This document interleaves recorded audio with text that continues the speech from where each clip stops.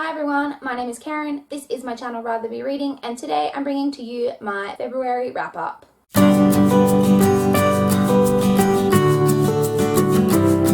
So I had a decent reading month for February. It definitely slowed down quite a bit from my January reading month, in which I read 31 things. This month I managed to get through 13 things, that being 10 books, 2 graphic novels, and 1 children's book.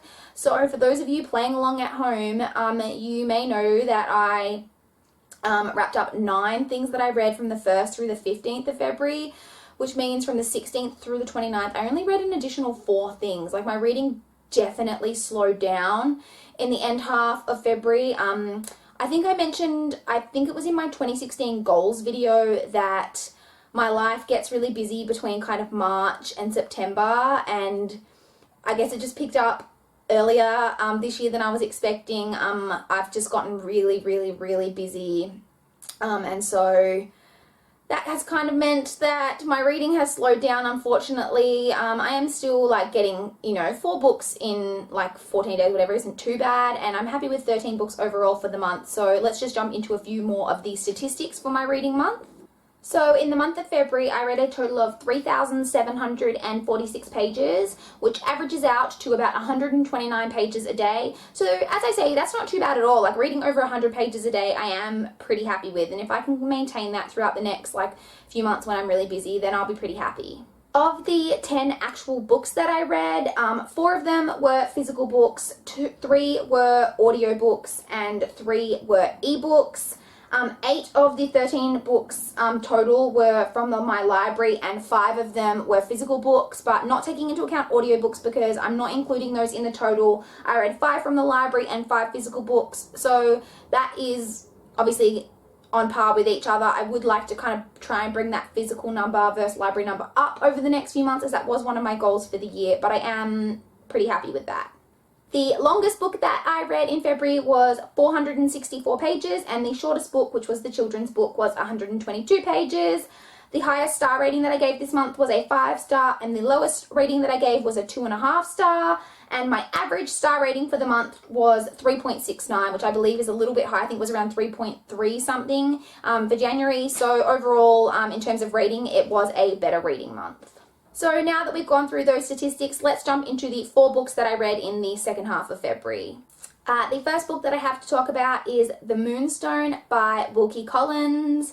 As you know, I read The Woman in White back in December, and it was one of my favorite books that I read in 2015.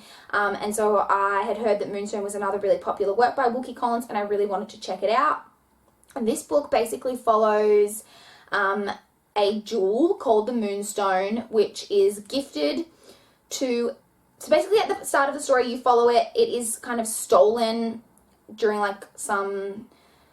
during the war. It is taken from an Indian kind of temple, and it is years later gifted to a young girl named Rebecca on her birthday, and it is then missing the next morning after it is gifted to her on her birthday, and the story kind of follows the mystery of the Moonstone and what happened to it and who stole it, etc. And it's just kind of I believe this book is credited as being one of the first ever detective stories, so that's really interesting, and it was a pretty good mystery in my opinion.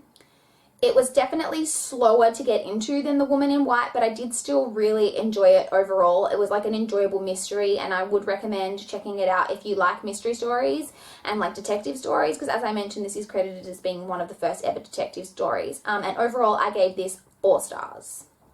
The next thing I picked up was Saga Volume 5 by Brian K. Vaughan and Fiona Staples. I was so excited to finally pick this up. I had had Volume 5 on request from my library forever, and I was so excited to pick it up. I really enjoyed this installment. It was my first 5-star rating for 2016, so that was really exciting. I have given every volume 5 stars so far. I'm sure within that kind of 5-star rating, there's some that I've enjoyed a little bit more than others, but overall they have all been 5 stars for me. I obviously still really enjoyed this installment, and I'm so excited to kind of see where it goes from here, and the artwork in it is so beautiful, and I can't wait for volume 6. Next, I picked up Eve by Anna Carey on audiobook. I had no real plans to read this anytime soon, but I saw that my library had the entire trilogy on audiobook, so I decided to give it a go. This is a YA dystopian trilogy that follows a girl who, at the start of the story, she is in kind of a school for girls where they are educated, as the world has been, the population's kind of been decimated by a plague, and there are a lot of orphaned children, and so the girls are sent to schools to be educated, and she discovers right at the start of the story that they are basically being educated to be like used to have babies to help populate the earth, I guess. And so she escapes from the school, and that's kind of where the story kicks off from. I did really enjoy the story. It did have some, of course, like of the YA tropes, and particularly dystopian kind of tropes, but I did enjoy it. The main character, Eve, isn't necessarily the strongest character, but that doesn't necessarily bother me too much. I mean, not all female main characters can be like total badasses. Like, that's just not realistic. So I was okay with her as a character. I felt really emotionally connected to this story for some reason. Like, I actually cried in one part of the story, which was quite awkward because I was on the bus, but I managed to kind of keep it on the down low, but I was definitely tearing up, and I just felt really emotionally connected to it, and I did really, really enjoy it. I gave it 4 stars, I believe, and I am really looking forward to picking up the next 2 books in the trilogy on audiobook when I can get around to those. Sorry, I amend that. I gave this 3.75 stars. I recall now that I didn't feel that it was quite a 4-star read because I did have a few problems with the story. I did.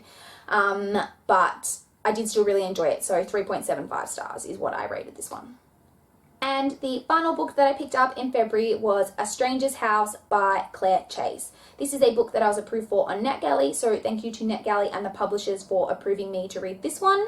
This is about a woman who has been in a long-term relationship with a man, and that relationship has kind of ended very suddenly, and she has to kind of get out of that living situation that she's been in with him. And so she takes a position house sitting in a house, obviously, and through kind of the course of the story you discover that the owner of the house has been murdered. Now, that's not a spoiler, it is in the synopsis of the story, but I don't think it should be in the synopsis because this is one of my pet peeves. I talk about it all the time. It doesn't happen till a fair way into the book, and yet you know that it's going to happen because it's in the synopsis. And so I was waiting for it to get to that point, and I just really feel like it didn't need to be in the synopsis that he was murdered, and I felt like it would have been a more suspenseful story if I didn't know that that was coming up, because as I said, it doesn't happen, like it's a fair chunk of the book before you kind of get to that point. I did really enjoy this story. I enjoyed, it's just kind of one of those like really like tense, suspenseful kind of mysteries, which I enjoy. I did enjoy the kind of romance that they have going on a little bit in it. I did kind of guess the outcome, which is fine. And I did feel like the ending was just tied up in a little bow a little bit too much for my liking. I'm kind of happy with a bit of like a hint of what may happen in future, but I don't need my books tied up in a little bow at the end, and I just felt this was tied together a little too much in my opinion. But I did really enjoy this, and I gave this 4 stars. So those are the 4 books that I read in the second half of February. I would love to chat to you guys in the comments down below if you've read any of these books, what your thoughts are, just any thoughts you had in general. I would love to talk to you guys about what your favorite book that you read in February was. My favorite book was the only 5-star I've given so far in 2016 was definitely volume 5 of Saga. Please also, I have a video up doing a Q&A announcement, which I'll be doing to celebrate reaching 200 subscribers. If you haven't asked a question on that video yet and you want to, you can go to that video, which I will link, and comment a question to me for me to answer in that video. I would love to answer all you guys' questions. That's all I've got for this video today, guys. Please like this video if you liked it. Please subscribe if you want to see more. But as I said, that's all I've got for this video today. Bye, guys.